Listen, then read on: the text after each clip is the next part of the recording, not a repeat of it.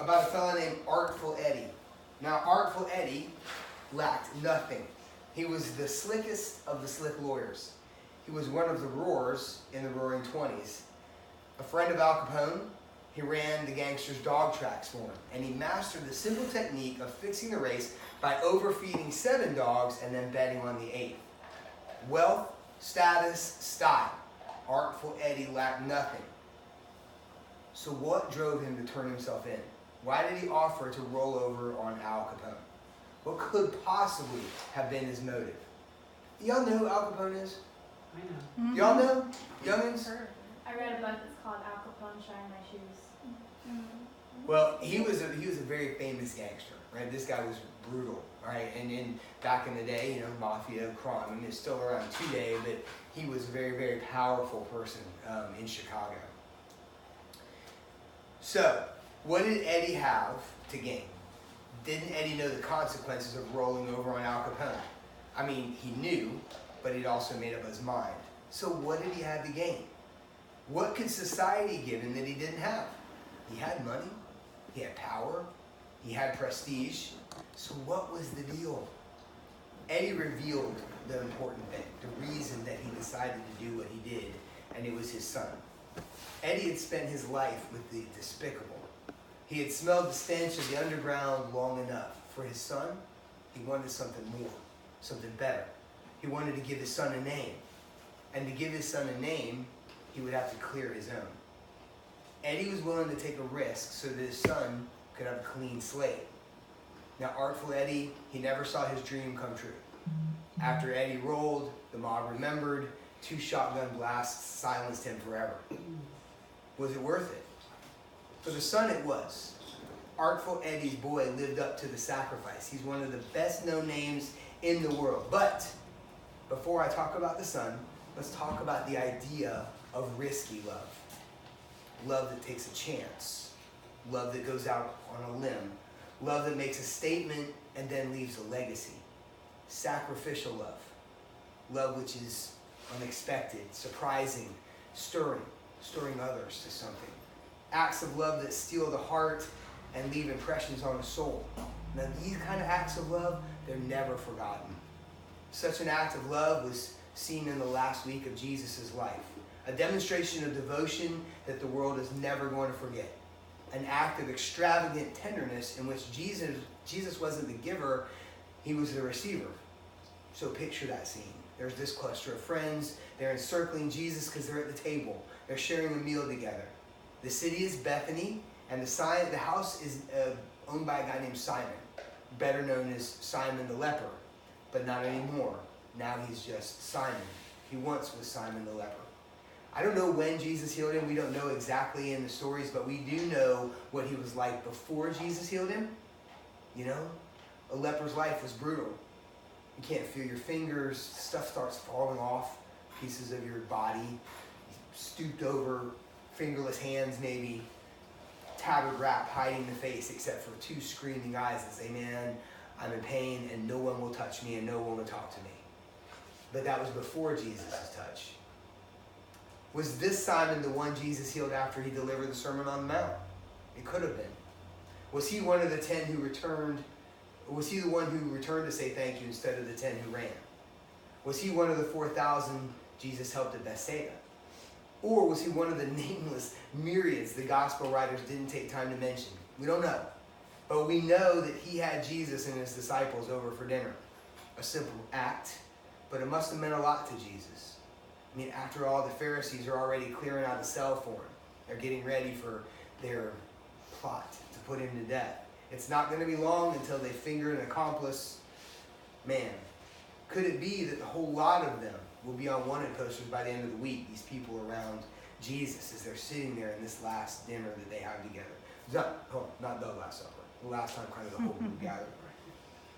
Now, honestly, it takes nerve, if you think about it, to have wanted Jesus in your home. Who he spent his time with, what he said, what he taught. He was definitely a rock star to the people, but at the same time, it was dangerous because the Pharisees wanted him. So it was a risk to even have him in his home. But it takes even more nerve to put your hand on a leper's sore, doesn't it? And Simon didn't forget what Jesus had done. He couldn't forget, because where there had been a nub, now there was a finger that his daughter could hold. Where there had been ulcerous sores, now there was skin that his wife could touch. And where there had been lonely hours in quarantine, there were now happy hours, such as this: a house full of friends, a table full of food. No, Simon, he didn't forget. Simon knew what it was like to stare death in the face. He knew what it was like to have no home to call your own, and he knew what it was like to be misunderstood. Maybe some of us do too. He wanted Jesus to know that if he ever needed a meal and a place to lay his head, there was one house in Bethany where he could go. Other homes, they're not going to be as gracious as Simon's. Before the week is up, Jesus is going to spend some time at the high priest's house. The nicest house in all of Jerusalem, I'm sure. 3 barns in the back and a beautiful view of the valley, probably. But Jesus won't get to see the view. He'll only see the false witnesses, hear the lies, and feel the slaps on his face. He won't find hospitality in the home of the high priest. Before the week is up, Jesus will visit the chambers of Herod, the king, the palace. Plenty of servants. Maybe there was even food and wine on the table, but Herod's not offering any of that to Jesus. Herod wants a magic trick, a sideshow. Show me a miracle, country boy. He'll probably make fun of him. Before the week is up, Jesus will also visit the home of Pilate, a rare opportunity to stand in front of the governor.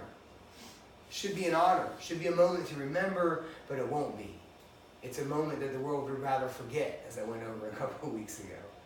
Pilate has this opportunity to perform the world's greatest act of mercy, and he doesn't. God is in his house, and Pilate doesn't see him. We can't help but wonder, what if? What if Pilate had come to the defense of the innocent? What if Herod had asked Jesus for help and not entertainment? What if the high priest had been as concerned with truth as he was his position? What if one of them had turned his back on the crowd and his face towards Christ and made a stand? But no one did. The mountain of prestige is sometimes too high. The fall would have been too great. But Simon did. Risky love seizes the moment. Simon took a chance.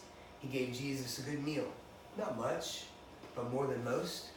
And when the priests accused and the soldiers slapped, maybe Jesus remembered what Simon did and was strengthened. And when he remembered Simon's meal, I'm sure he remembered Mary's gesture. Maybe he could even smell the perfume. After all, 12 ounces worth, imported, concentrated, strong enough to set a man's clothes for days. Between the lashings, I wonder if he didn't relive the moment. Smelling it again. As he hugged that Roman post, braced himself for the next ripping of his back, did he remember the oil that soothed his skin? Could he, in the faces of the women who stared, see the small, soft face of Mary in the crowd? She was the only one who believed in him. Whenever he spoke of his death, the others shrugged, they doubted, but Mary believed. She knew. Mary believed because he spoke with a firmness that she'd heard before. Lazarus, come out, he demanded, and her brother came out. After 4 days in a stone-sealed grave, he just walked out. And as Mary kissed the now warm hands of her just dead brother, she turned and looked, and Jesus was smiling. Tear streaks, dry, his teeth showed between his beard. He was smiling, and in her heart she knew she would never, ever doubt his words. So when he spoke of his death, she believed. And when she saw the three together, she couldn't resist. Simon, the healed leper, head thrown back in laughter. Lazarus, the resurrected corpse, leaning in to see what Jesus said. And Jesus, the source of life, were both beginning his joke a second time, and now was the right time, she told herself. So it wasn't an act of impulse. She carried that large vial of perfume from her house to Simon's. It wasn't a spontaneous gesture, but it was an extravagant one. The perfume was worth probably a year's wages. I mean, honestly, I'll do the math. A year of your money in one moment. Maybe the only thing of value that she had. It wasn't the logical thing to do, but since when has love been led by logic? Logic didn't touch Simon.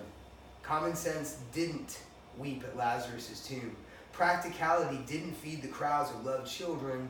Love did all of those things. Extravagant, risky, and chance-taking love. And now someone needed to show the same to the giver of of such love. So Mary did. She stepped up behind him, stood with the jar in her hand. Within a couple of moments, every mouth was silent and every eye wide as they watched her nervous fingers remove the ornate cover. Only Jesus was unaware of her presence. Just as he noticed everyone looking behind him, she began to pour. Over his head, over his shoulders, down his back. She would have poured herself out for him if she could. The fragrance rushed through the room, probably the smells of cooked lamb and herbs lost in the aroma of this sweet ointment. Wherever you go, the gesture spoke. Breathe the aroma and remember that there is someone who cares. On his skin, the fragrance of faith. In his clothing, a balm of belief. Her gesture brought a bouquet into a cemetery. The other disciples mocked her extravagance and thought it was foolish. Ironic, Jesus had saved them from a sinking boat on a stormy sea. He'd enabled them to heal and preach. He brought focus into their fuzzy, worn-out lives. So these guys, the recipients over and over of the exorbitant love, chastised her generosity. Why waste that perfume? It could have been sold for a great deal of money and given to the poor. Don't miss Jesus' prompt defense of Mary. Why are you troubling this woman? She did an excellent thing for me. Jesus' message is just as powerful today as it was then. Don't miss it. There is a time for a risky love. There's a time for extravagant gestures. There's time to pour out your affections on the one you love. And when the time comes, seize it. Don't miss it. I picture a young husband packing his wife's belongings. His task solemn, his heart heavy. He never dreamed she would die so young, but the cancer came on so quickly. At the bottom of the drawer, he finds a box, a negligee, unworn, still wrapped in paper. She was always waiting for a special occasion, he says to himself. Always waiting. As the boy on the bicycle watches students taunt, he churns inside because that's his little brother they're laughing at. He knows he should step in and stand up for his brother, but those who are his friends doing the teasing, what will they think? And because it matters what they think, he turns and rides off. As the husband looks in the jewelry case, he rationalizes, sure, she would want the watch, but it's so expensive. She's a practical woman. She'll understand. I'll get the bracelet today. I'll buy the watch someday. Someday. The enemy of risky love is a snake whose tongue has mastered the talk of deception. Someday, he hisses. Someday I can take her on that cruise. Someday I'll have time to call and chat. Someday the children will understand why I was so busy. But you know the truth, don't you? You know, even before you say it, you could probably say it better than me. Someday never comes. And the price of practicality is sometimes higher than extravagance.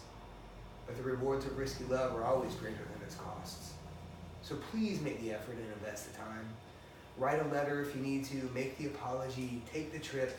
Purchase the gift. Make the call. Do it. Seized opportunity renders joy.